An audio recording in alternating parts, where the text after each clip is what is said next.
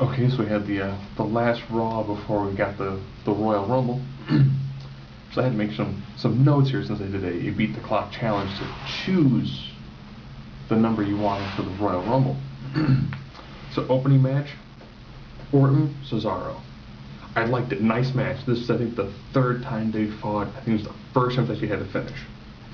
Nice match, beautiful back and forth. An RKO out of nowhere towards the end clinched the match at 11 minutes and 36 seconds. That's like a pay-per-view length match. Good job, nice solid work there.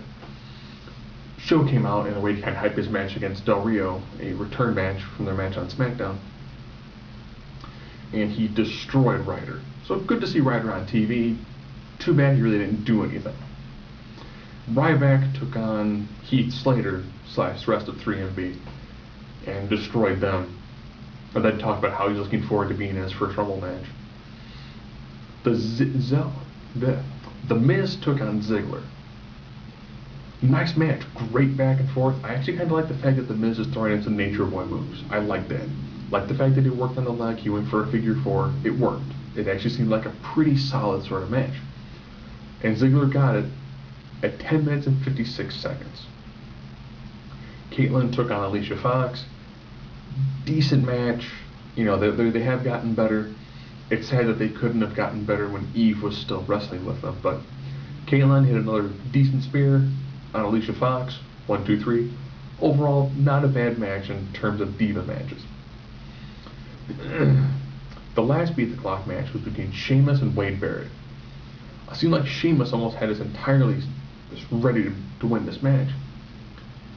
And then AJ ran to the ring. Ironically, it didn't cause a DQ. But it was enough to distract Sheamus long enough to have him not be able to get a pinfall on Barrett. So the person who won the Beat the Clock challenge to choose a spot, to choose their number for the Royal Rumble, was Ziggler. Ziggler was all set, was talking about what match he's going to take, what number he's going to take. And then Mickey went, listen, Dolph, you get two options, number 1 or number 2. Would it be nice to see Ziggler go from coast to coast in this and then win it? Yeah, it'd be great. Probably not going to happen. He'll probably get eliminated by Cena, because Cena will probably eliminate like half the people in the match. We also got to see Del Rio take on Tensai for some reason. It's bizarre, now that Del Rio is a face, he's using more moves. He's using moves that would have been impressive to have seen him use as a heel. Whether it's head scissors, takedowns, Hurricane Rondas, he's doing a lot more moves all of a sudden, he's a lot more entertaining to watch. Would have been great to see him do those moves when he was a heel. And of course he gets the pinfall on him. So both of them kind of go in, taking on different level jobbers, heading into their match, the Royal Rumble. John Cena addressed the WWE Universe and more or less said he was going to win the Royal Rumble.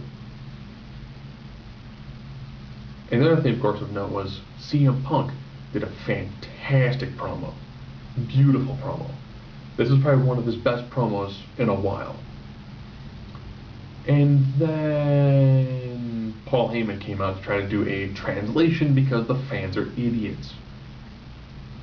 The Rock then came down. And The Rock had a really impassioned promo. I'm glad that he's not trying to do more of the comedy routine. He's actually going to take this kind of seriously, taking on CM Punk. And then all of a sudden the lights go out.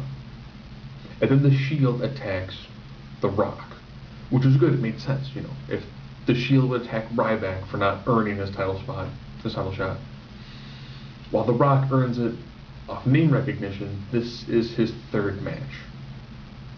His third match in approximately 3 years, if you look at them as calendar years. If you're looking at them from time to time, you know, this is his third match in 2 years. All in all, good job hyping that up. Pretty good job also hyping up the World Heavyweight Championship match. And a good job hyping up the Royal Rumble. And the ending, of course, was everyone in the ring doing a Rumble sort of finish. Also, there's a graduation. Team Hell No graduated from the Dr. Shelby Anger Management School, which then led to anybody in the crowd hugging. Ironically, we know of 3 matches for the Rumble, so I can go through this pretty quick. I want to see Punk retain. I think Punk retaining and going into the Chamber as champion is huge. Putting the belt on The Rock, he's not really going to defend it unless they for a return match between him and Punk at the Chamber. It doesn't seem to have as much as I'd really like to have going on for it. If the Shield gets involved, Punk loses the title. Okay. I still want to see Punk retain.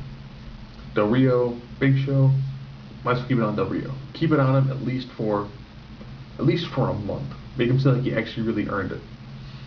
Now, here we go to the main event, which is going to be the Royal Rumble match. I don't want to see John Cena win. I really, really don't. He doesn't need the win. Sheamus doesn't need the win. There are 2 people who I really think could benefit greatly from a win. One is Wade Barrett. Barrett has been on the cusp of superstardom for a really long time.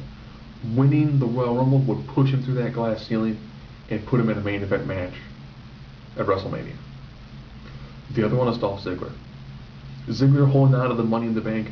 Ironically, he could have a match at WrestleMania, lose if he chooses the World Heavyweight Championship. Lose that match. Have Big E and Langston get involved. Lay out the guy who he just lost to.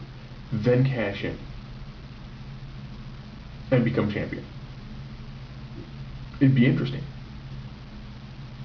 So all in all, looking forward to this Sunday. Should be pretty good. As long as The Rock does not win.